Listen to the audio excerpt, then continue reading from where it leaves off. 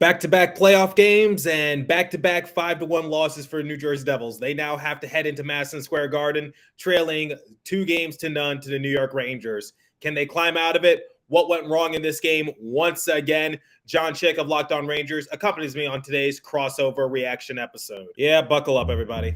You're Locked On Devils, your daily podcast on the New Jersey Devils. Part of the Locked On Podcast Network, your team every day.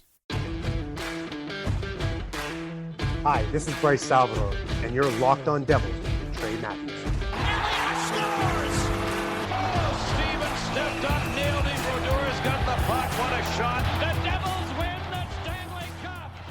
Alrighty now, what is up, New Jersey and also New York, baby? Welcome back to the Locked On Devils and also the Locked On Rangers show here on the Locked On Network. I'm your host, college hockey play-by-play announcer, Devils writer for Pucks and Pitchforks, and also part-time credential media member Trey Matthews, joined alongside Jon Chik of Locked On Rangers, and we're doing a post-game crossover reaction kind of thing. So, John, back-to-back games and back-to-back 5-1 losses for New Jersey. I don't even know what else to say, but first and foremost, how you doing?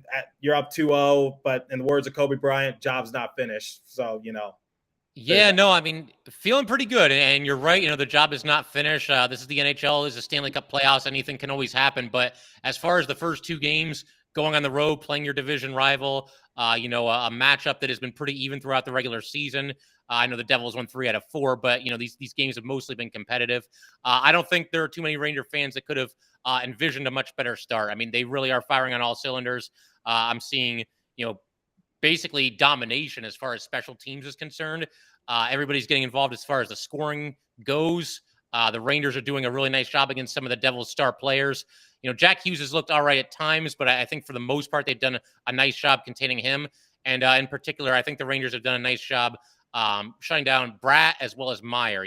Those two have both been very quiet. And, it's a little bit cliche, Trey, but they always say that your best players need to be your best players around this time of the year. And right now, I think that's the difference. The Rangers are doing that, and the Devils, the series is not over, but thus far, they have not been able to do that. And I think that's kind of been reflected in the final score of each of these games here. Yeah, I mean, the one thing I could say about Timo Meier, at least he's asserting himself physically because he did lead the Devils in the hits category with 7. So that's the one thing I liked from Timo Meier. Yes, he's not scoring, and I projected for him to just go on a tear during the course of the playoffs. But unfortunately, the Rangers, like you said, they're shutting down our best players. Nico Hischier, he's not really doing much. Jack Hughes not doing much. And the worst part is Jesper Bratt and Timo Meier, they're set to become restricted free agents at the conclusion of this season. So they're trying to get that money. But unfortunately, their stock just continues to dip just a little bit more. I don't know if that helps the Devils or what, but yeah, they're not performing up to the standard I'm sure they would like. But I just want to begin with this because I know a lot of Rangers fans are going to have a field day with me. Okay, I will admit, I heavily underestimated the Rangers. I was basing everything off during the course of the regular season. But here's the thing, 13-game win streaks don't usually happen. 52 wins don't usually just happen. 100-plus points during the regular season doesn't usually happen. I heavily underestimated the Rangers. Please don't come at me, all right? I admit it, all right? There you go. Now, please leave me alone. But we have a lot to break down. But the one thing I want to talk about, at least for the Devils side of things, they surprisingly scratched Jonas Siegenthaler for this game. And according to Todd Cordell, he said that Siegenthaler led the Devils defenseman with a 66.92 expected goals for percentage in game 1 and was not on any of the New York's power play goals. And yet he was a healthy scratch for Brendan Smith. So a lot of people are probably wondering, why is that the case for New Jersey Devils? Why did Lindy Ruff decide to do that? My educated guess was that I guess he wanted the Devils to play more physical. But unfortunately, in this case, you got to be careful what you wish for because the Devils just played like a bunch of goons out there. They were picked. I get it's your rival. I get you're just trying to find some sort of energy booster. But at the same time, that is not how you do it because we saw Brendan Smith. He got a penalty early. I'll give him the benefit of the doubt. It was a bit of a cheap call, but someone else who should have been a scratch, quite honestly, was Miles Wood. Miles Wood, this is the second game in a row in which he gets a costly penalty that results in I believe Chris Kreider scored again during the course of that power play opportunity. So it's just like, why is Miles Wood doing this? Look, I've defended Miles Wood for the past few weeks, but that is unacceptable because the New York Rangers, they've scored 9 times on Vanacek, and I believe 4 of those times are on the power play. And I shouldn't have to be concerned about the penalty kill for Devils because during the course of the season, their penalty kill was one of the best in the NHL, and now it's completely shut down. At least the Devils were able to do something on their respective power play, thanks to Erik Haula, but it has been just a train wreck these last 2 games. Now you got to go into enemy territory at Madison Square Garden. You're down 0-2. Rangers have full momentum, and you've been outscored 10-2. I don't know what to think of Vitek Vanacek at this point. This is one of the concerns I had. Can he step up during the course of the playoffs? I get it's not entirely on him, but still, I expected just a little bit better. But yeah, I don't know why Lindy Ruff benched Jonas Siegenthaler. At first, I thought he was going to go with 11-7 line combination, but luckily he didn't. And this lineup was either going to go one or 2 ways. It was either going to go really well or absolutely terrible. And it went absolutely terrible, like 50 feet deep, terrible kind of thing. Yeah. So, yeah, that's where my frustrations boiled in, because I'm just like, why are you trying to get more physical when I honestly, that wasn't the issue for the Devils. The issue was just poor execution on special teams. I don't think that came from a lack of physicality. And now look what happened toward the end of the game as well. We saw a lot of players head to the showers early. I lost count.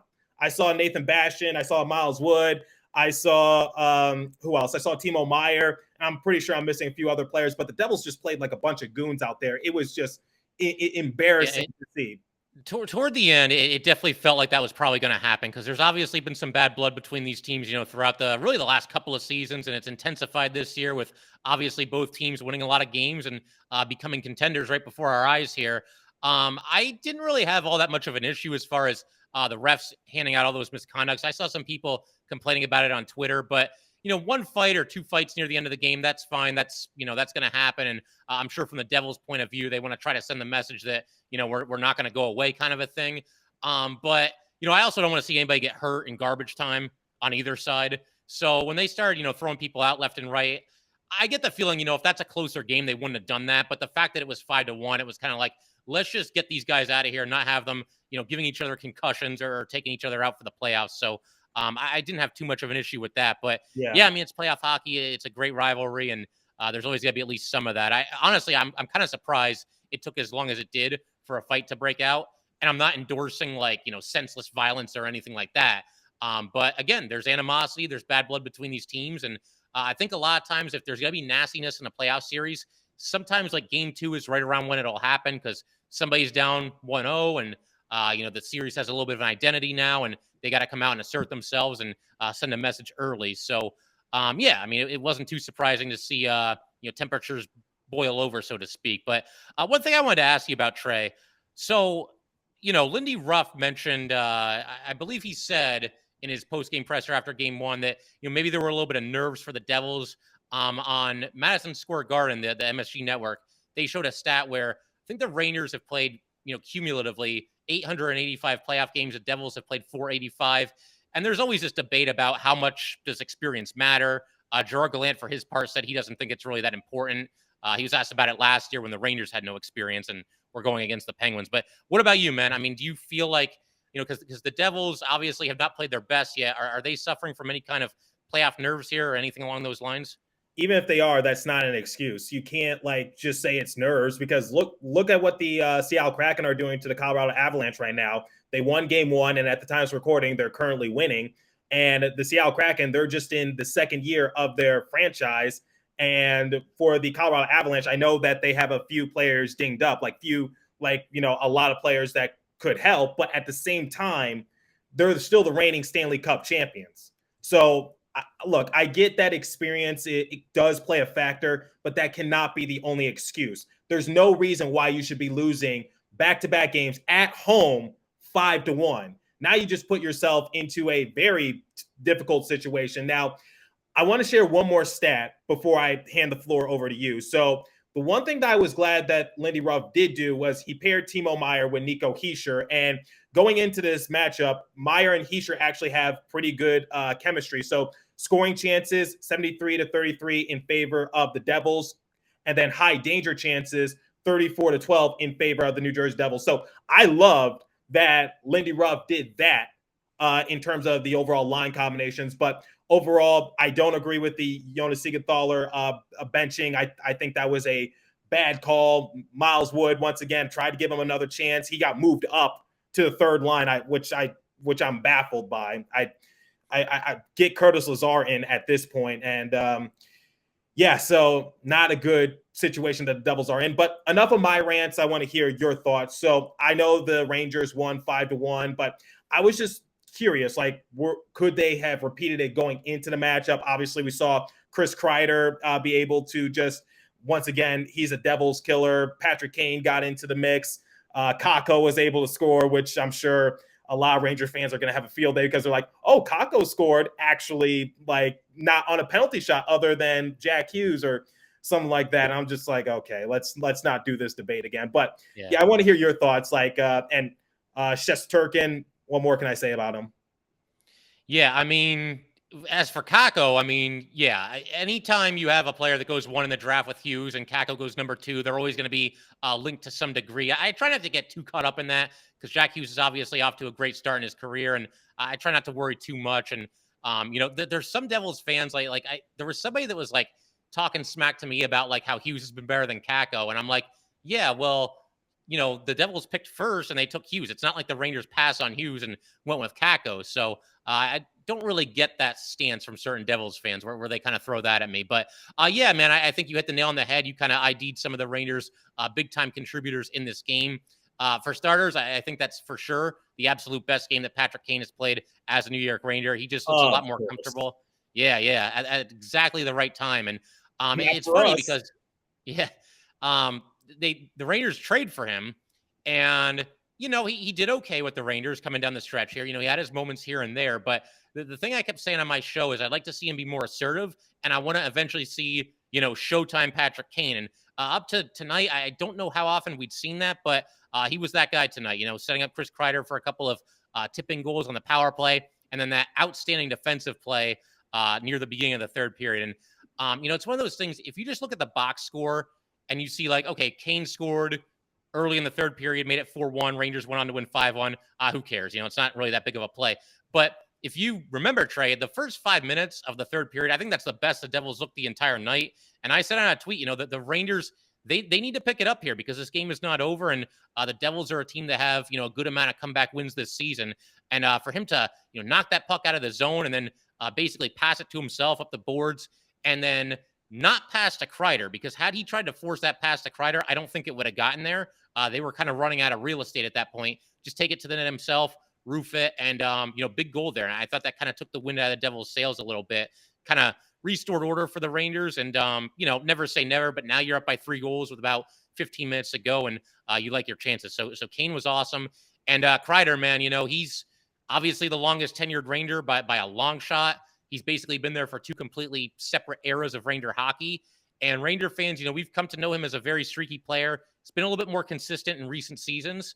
But, as Ranger fans, you kind of just keep your fingers crossed that he's feeling it at this time of the year. And right now, man, he's just got such a feel for those redirections, and gets 2 more of them tonight after getting 2 in game 1. So, obviously firing on all cylinders, and nice to see the Rangers, playing as well on special teams as they are.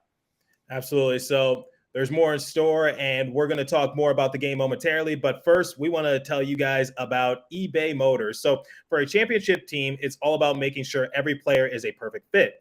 It's the same thing when it comes to your vehicle. Every part needs to fit just right. So next time you need parts and accessories, head to eBay Motors with eBay Guaranteed Fit, so you can be sure that every part you need fits right the first time around. Just add your ride to My Garage and look for the green check to know which part will fit or your money back. Because just like in sports, confidence is the name of the game when you shop on eBay Motors. And with over 122 million parts to choose from, you'll be back in the game in no time. After all, it's easy to bring home a win when the right parts are guaranteed. Get the right parts, the right fit, and the right prices on ebaymotors.com. Let's ride. Eligible terms only. Exclusions apply.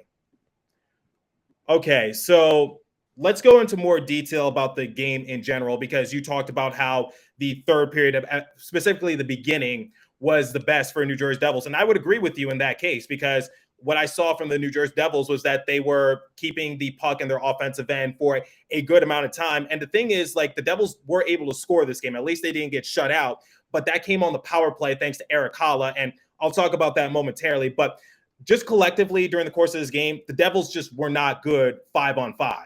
And like, they just looked like that every passing lane, every chance that they try to create for themselves, it just was never in that big a danger to go past Shesterkin. So that was what I realized, at least on the when the Devils were even strength with the Rangers. But the thing is like, I talked about having to improve on the special teams, but the Devils gave the Rangers 7 power play opportunities. And once again, Kreider was able to score on both of them. And that second one that Kreider got, I don't know how that one went in. It went like off the crossbar, and it just went right behind Vanacek. I like, it just baffled me, quite honestly. I'm just like, that's just how the game has gone for New Jersey Devils. But yeah, I think that third period was the best chance for New Jersey Devils to try to cut into the lead a little bit, because it was 3-1, but unfortunately they weren't able to score. And then Patrick Kane just showed his, if this is a word, vintageness. Like I said, if that's a word, yeah. and able to like get a beauty of a shot. And I'm just like, yep, that's the Patrick Kane we saw in the Chicago Blackhawks, which, by the way, that was his first playoff goal since the Edmonton bubble in late summer of 2020. So, you know, there's a interesting fact for you. But nonetheless, it's just like what I saw. Yeah, what I just saw was Devils just not good on 5-on-5. And I think it was evident in period number 1, which is why the Devils were getting so many icings, because what I saw was the Rangers just clogging up neutral zone and not giving the Devils an inch of breathing room to try to go on the rush, because that's what makes the Devils so successful, is that they like to get out and run. And that was one of the things I was hoping that could go into their favor for this series, which was if the Devils go off and running, if they give Jack Hughes running room, if they give Nico Hischier, Jesper Bratt, Timo Meier, maybe even Dougie Hamilton a chance, whatever case might be, then I think the New Jersey Devils can definitely rack up the goals. But there's a reason why 2 of their goals, like one came on a penalty shot and one came on the power play, had to come at some sort of like advantage on their end. It's because the Rangers are doing an excellent job of just clogging up those lanes. And the only positive thing I could say is that Erik Haula on the power play, it was a beautiful setup from the top of the point, and he and McLeod were just laying down low, and Palat was just able to locate both him and McLeod, and Erik Haula was just able to tip it on in, and Devils took their first lead of the series. But unfortunately, after that period, to period number 1, it was just all downhill from there. So I got to ask you, what did you notice specifically from the Rangers? Because I talked about their neutral ice defense. I talked about how they forced the Devils to get a lot of icing calls early on. Talked about how they're not giving the Devils an inch of breathing room to go off and run. So I'm curious to hear your thoughts as to like what makes the Rangers so successful in that department. And by the way, shout out to Adam Fox once again, because he's racking up the assists. Yeah, no, Fox has been great. It's crazy how like Adam Fox could end like the first 2 games with a total of 6 assists, and it's almost like he's a little bit under the radar. I try my best to never take him for granted, because he is truly an elite defenseman in this league. But as far as what the Rangers are doing defensively, Trey, I think you already hit on a couple of the things. They're clogging up some passing lanes very nicely. I think something else that's been big, and this has really been apparent when the Rangers have been on the penalty kill, is they are doing a tremendous job standing up the Devils, including some of their best players, at the blue line. There's been a couple instances where the Devils will gain the blue line, but the Rangers will knock it away from them just as quickly. There have been a couple other instances where the Devils are coming up the center of the ice because they want to get that rush going. They want to enter the zone with a lot of speed and do what they do. And the Rangers will force somebody to go east-west, and as a result of that, the play ends up being offside. We've seen a couple examples of that in these 2 games as well. The penalty kill has just been awesome. It just feels like the Rangers, they just got everything working defensively. They pressure the puck when the opportunity is there, but nobody's like jumping out of their skates to chase the puck. And they've got good defensive positioning. Their sticks are always in the right position. I think the puck recovery has been very good in the instances where, Igor gives up a rebound. It seems like the Rangers far more often than not are getting to the rebound a little bit quicker than the Devils are. And in the case of the penalty kill, often clearing it down the rink. So yeah, man, just kind of firing on all cylinders defensively. And that's kind of a product of the players they have. They have a lot of good, really good defensive forwards on this team. Everybody from Mika Zibanejad, who's a superstar, to somebody like Barclay Goodrow, who's out there on the fourth line, and he's been great. He's been one of the unsung heroes of this series so far. I think going down, blocking shots, getting clears on the penalty kill, mixing it up when he has to mix it up. Just good stuff all around from the Ranger defense. And Igor, like you said, you mentioned him a second ago. He was good in this game, but unlike game one, where he had a couple of those really nice highlight reel saves, I didn't really see too many saves that were like, oh my God, what a save. It was more Ranger team defense. And, that was huge in this game, and they really limited the Devils' chances. Don't mean to interrupt you, but exactly. That's what I said a few minutes ago, which was none of the shot attempts that at least I saw were in any danger of like going past Igor. And like, cause normally I'll tweet out or acknowledge like, wow, that was a good save. Unfortunately, Devils got handcuffed, but no, it's just like, you're making it very easy for one of the best goaltenders in the game today. And Shesterkin just unfortunately, Devils once again weren't able to make him work aside from that power play, which I'm glad the Devils were able to score on it once again, but it's just like, ay. So yeah, that's just my mindset, which is like the Devils, you got to make it a little harder. You got to try to get those grade A chances. You got to try to get into the high danger situations and make Igor uncomfortable. But for the most part, Igor didn't really have to work all that hard unless it was, I would say, aside from period number 3 early on when the Devils were able to force the Rangers into a long shift. Yeah, for sure. And there's something else I got to throw out here real quick that I think my listeners will certainly appreciate, because pretty much, we're on episode 800 and something of Locked On Rangers at this point, and there's something that I've gotten on them for at times, like pretty much ever since this podcast has existed. It feels like, even this year and even last year a little bit when the Rangers obviously improved, there are times where a goal is scored and they're kind of asleep on the shift that immediately follows a goal. It tends to be more after they score as opposed to the opponent scoring.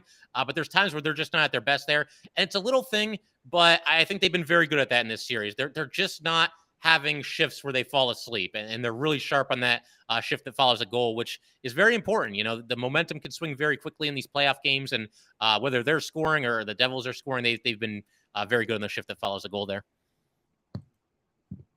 All right, so like I do with every show, compare the stats and then give the Devils letter grade and have some final thoughts, because we got to go to Madison Square Garden on Saturday, and that's not going to be easy. So when looking at the overall stats, shots on goal category, 30-23 in favor of the Rangers. Face-off percentage, Devils won that department, 56% to 44%. Power play, Rangers were 2 for 7, once again, thanks to Chris Kreider. Chris Kreider has how many power play goals this series? I lost. He's got 4. He's got 2 in each, and they're all in those deflections too. Yeah. So, wow, geez. Yeah. Godspeed for the Devils. This is just, it's painful to watch at times. And like I said, that second goal, that second power play goal this game, that was just bad luck. But sometimes better be lucky than good. Sometimes it was a nice deflection, but there were a couple. It was almost like Plinko from The Price is Right, where the puck's bouncing here, it's bouncing there, and it ends up in the net. It felt like it was in slow motion when the puck was in the air there, for me at least. Power play, 1 for 4 for the Devils. Hits, 39 apiece. So I love the physicality once again by both respective teams. Saw Jack Hughes get a couple hits once again. Like he seemed like he's a little guy, but it seems like in this game I'm seeing Jack Hughes just throw his body around just a little bit more. And then Timo Meier, once again, even if he's not scoring, I love that he's asserting himself physically. So 7 hits this game for Timo Meier, but 14 minutes in the penalty box. And I get that he was one of the few players ejected or like sent to the showers early at the conclusion of the game. So I know that factors in, but still, love the physicality from both respective teams. But I just wish the Devils just were a little smarter. Blocks, 16-7 in favor of the Rangers. Once again, that's what we talked about, which is get the puck away from Shesterkin and good things will happen. And that's what the Rangers were able to do. Like, make it a little easier for your goaltender. And then giveaways. Devils led that department 15-6. Now, here's a personal stat for anyone who is curious. So the Devils' all-time series record when trailing 1-0 in a playoff is 10-14. However, they are now 0-2. So New Jersey's total series record when trailing 2-0 in a series is 1-7 and 1-2 when starting at home. So there's some hope for you. So the Devils are 1-2 in playoff series in which they drop the first 2 games at home. So I'm just trying to give some hope here. I'm just trying to give some hope. I hear you, man. I hear you. It's a tough way to start a series. I can remember this is like going all the way back to the 90s, so I'm really aging myself here. But there was a series where I think the Rangers were playing the Canadiens, and they lost the first 2 at home, and they reeled off 4 in a row. So I mean, it's something that can be done. Rangers were down 2-0 to the Canes last year and came back.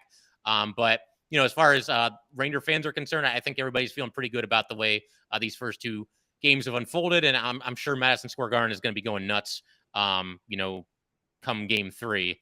That's going to be an electric atmosphere. And Trey, I'll let you get back to the stats real quick, but there's something I must ask you about before I forget, before we call it a night here. So Vanacek obviously hasn't been at his best. I don't know that there's been a ton of soft goals. The Rangers are just making it happen. And in some instances, maybe he hasn't gotten some help. But I'm curious what you think here. I think I already know the answer to this, but do you think, A, that the Devils will stick with Vanacek, and B, if it was your choice, would you stick with him for game 3?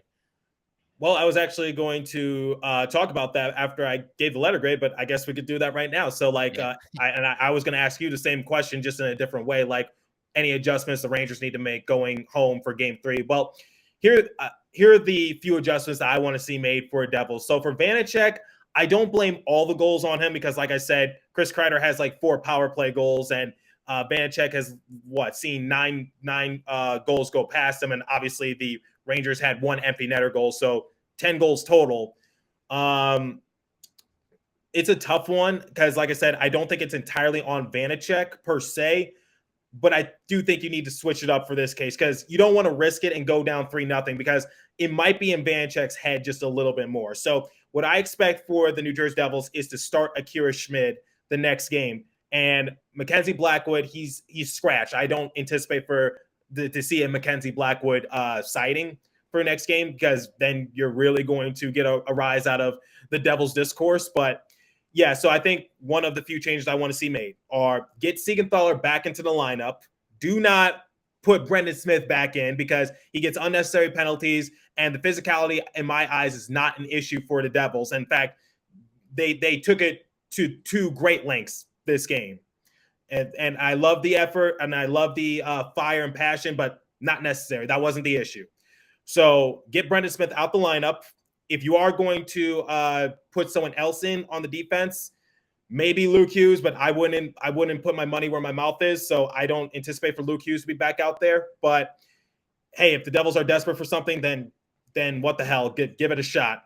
So the changes I want to. So going back to changes, Siegenthaler back into the lineup. Miles Wood gets scratched. Too many instances in which he puts the Devils on the PK, and as a result, Kreider is able to score. So get him out the lineup.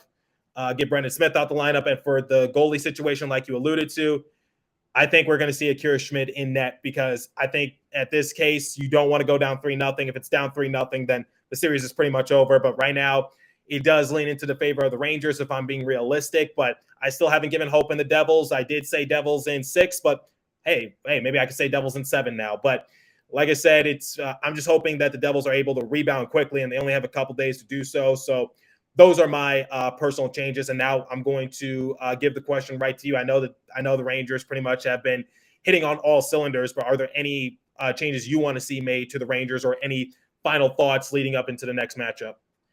Yeah, no, I mean, the way these games have unfolded, I think you'd be crazy to change anything. I want the same line combinations. I want the same, power play units, the same PK units, the same amount of ice time for everybody. Everything's really been clicking right now, so I don't think there's really any changes to make. It's funny because, coming down the stretch here, I threw out the idea of the Rangers maybe flip-flopping Kane and Tarasenko on the power play. You drop Kane down to the second power play. You move Tarasenko up to the first power play. But this is why Gerard Gallant is the coach of the Rangers, and I'm not, because we saw what Kane did on the power play tonight. It wasn't just even the 2 assists. It was just the fact that he was moving the puck very nicely, had a couple of shots, and, just looks comfortable. And he was talking about that actually during one of the intermissions where, he mentioned that he feels like only now, since he, got traded here, that is this power play unit really starting to come into its own and really starting to click and fire on all cylinders. And obviously we're seeing that in the results. And I don't think there's any chance they would do anything different as far as who's in the lineup or what the line combinations would be. Yeah, so that I kind of expected that, but like I said, just wanted to reciprocate the question just a little bit. So Sure. if I had to give the Devils a letter grade, unfortunately, they took a couple steps backwards from their last matchup. They showed no improvement in my eyes, other than power play. 5-on-5 was terrible. Execution was lacking. Once again, penalty kill was atrocious. Questionable lineup decisions by Lindy Ruff that didn't pan out. And just embarrassing losing the first 2 games at home. So I got to give the Devils an F, and I don't give them Fs too often. So if I give them an F, yeah, that's where I stand on this whole thing. It's like I've never seen the Devils lose this bad, because last time they lost back-to-back games in regulation, you would have to go back to late December. I saw that, against the Boston Bruins. Mm-hmm. And even then, against those games against the Boston Bruins, at least they were competitive, and at least they gave themselves a shot. Unfortunately, the Bruins, and lo and behold, the Bruins, breaking the franchise or the all-time record for most wins and most points in a single season. What more can you say? So at least the Devils gave themselves a chance in that game, but I've never seen them lose this bad in embarrassing fashion back-to-back games. So yeah, that's where I stand. How about you? Yeah, man. I mean, as far as like the next game and as far as what we're expecting, you want to throw out like predictions for that? Yeah. So predictions, I'm going to stay optimistic. I think the Devils will get their act together. I think they'll make the necessary changes to the lineup. I think Lindy Ruff will come to his senses. And I think the Devils, because here's the thing, the Devils are actually a good road team. Like, I know it's not it's not like as jarring as it once was, but at the same time, I'm not going to underestimate them on the road for this season. So when looking at the record, the Devils had a record of 28-9-4 on the road this season. So yeah, and that's actually better than their home record. So by just a couple games. So I still think the Devils have a chance. It's not going to be easy, but at the same time, they're 1-for-7 all time when down 0-2 in a playoff series. So look, why doubt the Devils now? That people doubted them going into the season. People doubted them in late December, January. People doubted Jack Hughes. People doubted the Devils left and right. They said they were going to fizzle out. They said they weren't going to keep that consistency going throughout the course of the year. So why give up on the Devils now? I'm not going to underestimate them. So I think the Devils can squeak away with a victory in Game 3. My thing is, don't get swept at this point. Yeah, I mean, Game 3 is huge. It's a world of difference between being down 2-1 in a playoff series and down 3-0. I mean, you're down 3-0, and, again, never say never, but it's quite the hole to try to climb out of. And 2-1, you're then a game away from potentially tying it. But the one other thing that I have to say about the Rangers this year is it looks like they're finally starting to embrace the role of, like, kind of being that team and a team that's widely recognized as being a very good team, a very talented team, a very dangerous team. Last year in the playoffs, it felt like the Rangers were always at their best and they were most comfortable when they were sort of playing that underdog role. They start the playoffs against the Penguins and, they have home ice advantage. They had a better record than the Penguins. They handled them in the regular season, won 3 out of 4. Next thing you know, they're down 3-1 in that series and their backs are against the wall and they come out swinging and, they were able to come back and win that series. And same thing against the Canes, down 2-0. They win that series in 7 games. Then they get up 2-0 against the Lightning. And we know that the Lightning obviously rallied and, showed why they've been to the Stanley Cup final for 3 straight years now. But the thing that I'm loving about the Rangers right now is it finally seems like they're embracing that role where it's like, yeah, we're that team. We're that good. We're that talented. And we can come out here and make things happen and obviously have a deep run. It just seems like they're playing with so much confidence right now. And once again, embracing that role of, being that team, being those guys. So, yep. But as far as a prediction, I do have to throw that out there. So I'll say the Rangers, they're rolling right now, but I do think it'll be a little bit closer. Sooner or later, there's going to be some kind of a pushback from the Devils, I would imagine. So I will say the Rangers eke out a 3-2 win in Game 3 at home in Madison Square Garden. But I'd be crazy to pick against them right now after seeing what I've seen in these first 2 games. It's not out of the realm of possibility that the Devils could win, but obviously, if you're a Ranger fan and you're not confident in them right now, then I don't think you were watching these last 2 games all that closely. So yeah, give me a Ranger win. All right. So Game 3 will be Saturday at Madison Square Garden. And we're going to have all the coverage here on the Locked On Podcast Network. So for Jon Chik and myself, I am Trey Matthews. Continue to stay safe. Have a wonderful day, New Jersey, and also New York. John will catch you in the next episode of his respective show, and I'll catch you in the next episode of my respective show. And let's see what happens.